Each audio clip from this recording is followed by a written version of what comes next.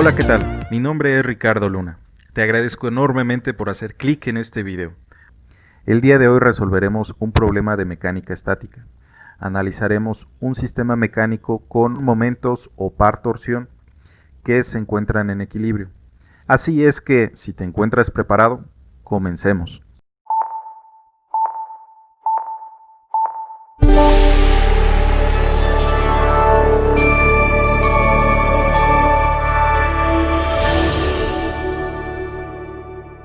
La fuerza del tendón de Aquiles, Ft, se presenta cuando la persona trata de pararse sobre los dedos de sus pies. Cuando hace esto, cada uno de sus pies está sometido a una fuerza reactiva Nf igual a 441.45 newtons. Si el momento resultante producido por las fuerzas Ft y Nf con respecto a la unión del tobillo A debe ser igual a 0, ¿cuál deberá ser la magnitud de Ft? Bien, para resolver esto consideremos lo siguiente. Observemos la fuerza Ft. Ft se encuentra a un ángulo de orientación de 5 grados respecto a la vertical. Si nosotros descomponemos esta fuerza Ft en sus componentes en X y en Y o en el eje horizontal y vertical, observaremos lo siguiente. De estas dos componentes necesitamos encontrar cuál es aquella componente que generará un momento par torsión o una tendencia a rotar en torno al punto A.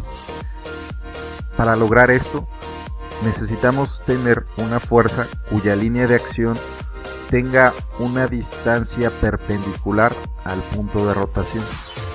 Si observamos la línea de acción de la componente en X, observaremos que su línea de acción pasa sobre el punto A.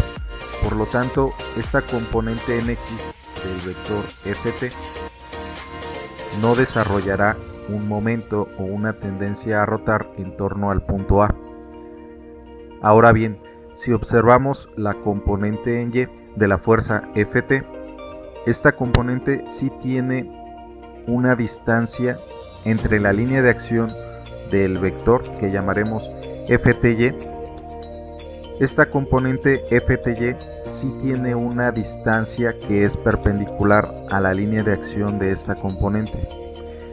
Esta distancia es de 65 milímetros y esta distancia nos representa el brazo de palanca que va a generar ese momento o par torsión o tendencia a rotar en torno al punto A. Si colocamos en esta zona un brazo de palanca y a ese brazo de palanca nosotros le aplicamos la fuerza Ft, se generará un momento o par torsión debido a la distancia o el brazo de palanca de 65 milímetros, y ese momento o par torsión producirá una tendencia a rotar en el sentido de las manecillas del reloj. Esa tendencia a rotar la llamaremos Mt, que será el momento producido por la componente en Y del vector Ft, y tendrá un signo negativo porque nos produce un momento que tiende a rotar en el sentido de las manecillas del reloj. Ahora bien, por otro lado, si consideramos la fuerza Nf, necesitamos observar la línea de acción de este vector. Su línea de acción es la que estamos observando y necesitamos encontrar una distancia que sea perpendicular a esta línea de acción. Esa distancia es la que tenemos aquí, es la distancia de los 100 milímetros, y esta distancia nos va a representar el brazo de palanca que vamos a emplear para ahora desarrollar un segundo momento. Este segundo momento generaría una tendencia a rotar en torno al punto A, ahora en el sentido contrario a las manecillas del reloj. De esta manera, a este nuevo momento le llamaremos Mf. Tendrá un signo positivo porque, como les comentaba, producirá una tendencia a rotar en sentido contrario a las manecillas del reloj.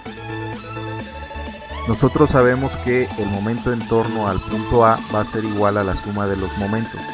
Los momentos que estamos generando o los momentos analizados son el momento Mf que tiene un signo positivo y el momento mt que tiene un signo negativo. Por lo tanto, el momento resultante en torno al punto A va a ser igual a el momento mf menos el momento mt. Si sustituimos valores, tendremos que el momento en A es igual a la componente en Y del vector ft multiplicada por el brazo de palanca que vamos a emplear para este momento, que sería la distancia de 65 milímetros, que es igual a 65 por 10 a la menos 3 metros, menos el momento de mt.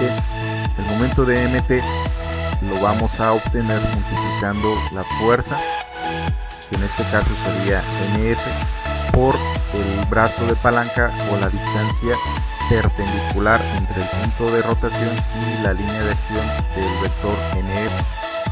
Esa distancia es de 100 milímetros o de 100 por 10 a la menos 3 metros. De la información que nos proporciona el problema, sabemos que nf es igual a 400 newtons y el momento en torno al punto A es igual a 0 newtons metro.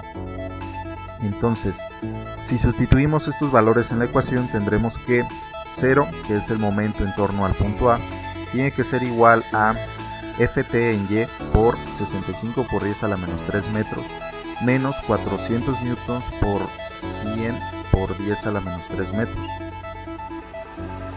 De esta ecuación lo que desconocemos es la componente en Y del vector ft. Si nosotros despejamos, tendremos que ft es igual a 400 newtons por 100 por 10 a la menos 3 metros dividido entre 65 por 10 a la menos 3 metros. Si realizamos esta operación, obtendremos que la componente en Y del vector ft va a ser igual a una magnitud de 588.24 newtons. El problema nos pide que determinemos la magnitud del vector ft. Lo que encontramos fue la componente en Y de dicho vector. Por lo tanto, si regresamos al diagrama inicial que nosotros teníamos, que es esto que estamos observando, y analizamos el triángulo que tenemos aquí, observaremos que este triángulo, la hipotenusa representa el módulo del vector ft, mientras que la componente en Y es el cateto adyacente al ángulo de 5 grados. La función trigonométrica que nos asocia el cateto adyacente con la hipotenusa es la función coseno. Entonces, el coseno de 5 grados será igual a la componente en Y del vector ft dividido entre la magnitud de ft. Si nosotros sustituimos valores y despejamos, llegaremos a la conclusión de que ft debe ser igual a este valor. De esta manera terminamos el ejercicio. Si el contenido fue de tu agrado, me gustaría que pusieras en la caja de comentarios cuál es la masa en kilogramos de la persona considerada en el ejercicio. Te agradeceré enormemente que compartas con tus contactos. Mi nombre es Ricardo Luna y nos vemos en un siguiente video. Hasta pronto.